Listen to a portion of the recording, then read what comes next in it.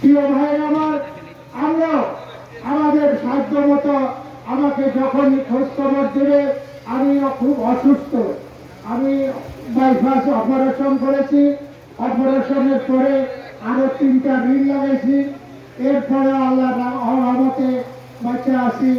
আপনাদের সবার সাথে আবার প্রায় 20 বছর পরে আবার দেখা হলো। 2002 সালে আদমজি জুট মিল বন্ধ করে দেয়।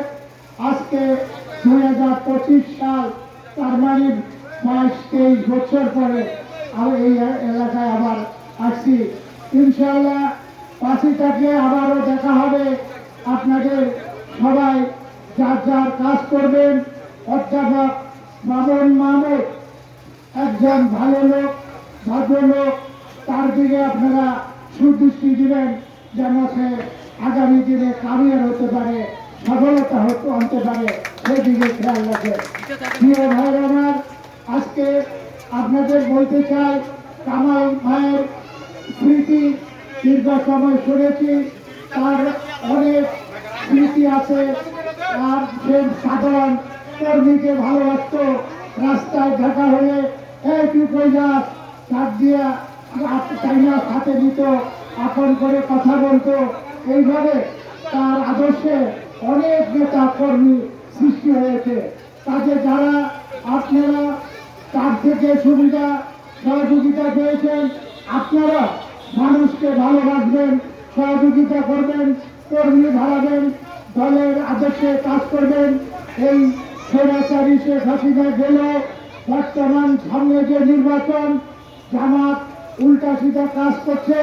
গত 30 বছর যাবৎ জামাত আমাদের উপরে ভর করে রাজনীতি করেছে। আজকে বিভিন্ন ইস্যুতে বিভিন্ন ধরনের কথা বলতেছে, মনে হয় তারা অন্য ক্ষমতা চলে আসতেছে, ভাবটা এরকম।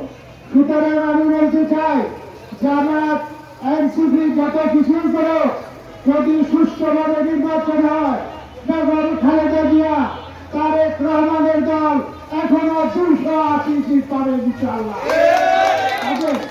যত বাদবাড়ি করো, যত দালালি করো, কোনো কাজে আসবে না।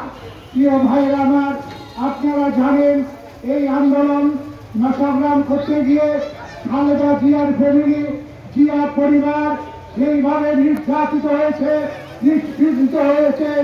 আর কোন দলের নেতা নেত্রী সেভাবে নির্যাতিত হয়নি। আজকে খালেদা জিয়া তার ছেলে, তার পরিবার, তার বাড়ি কেড়ে নিয়েছে, তার সব কিছু কেড়ে নিয়েছে, কিন্তু তারপরেও